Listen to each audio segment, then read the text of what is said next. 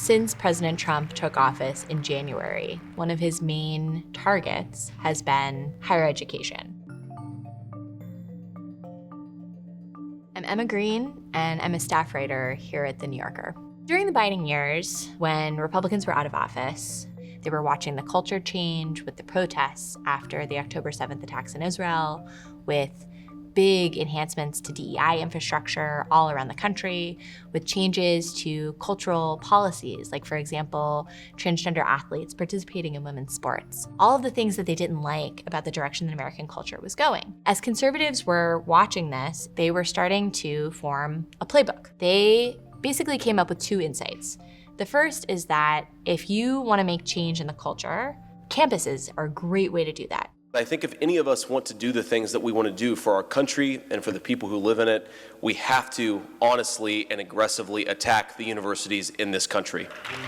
American universities take tremendous amounts of money from the federal government for research and also for federal student aid. So if the administration wants to make change to what's happening on campus, universities have to come to the table. They also had this other insight about the way that federal contracts are structured. They have a lot of control over these contracts, and they can cancel them pretty quickly if they accuse a university of violating the terms of the contracts. So that gives an administration a lot of leverage over schools that it wants to change.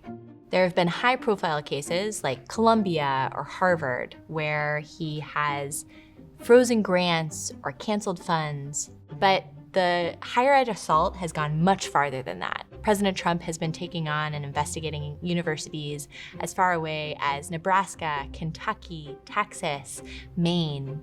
I talked to officials at the University of North Carolina, which is a huge research juggernaut and has lost millions of dollars in funds. And I investigated schools that are even smaller, like the University of Maine. It has this mission to try to help the people that are around it who work in agriculture or forestry.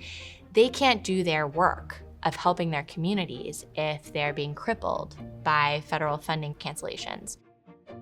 Trying to understand the way in which Trump has been able to enact this really effective agenda very fast into his administration, I think teaches us a lot about how the government is able to use its power to try to change something as huge as the higher ed sector.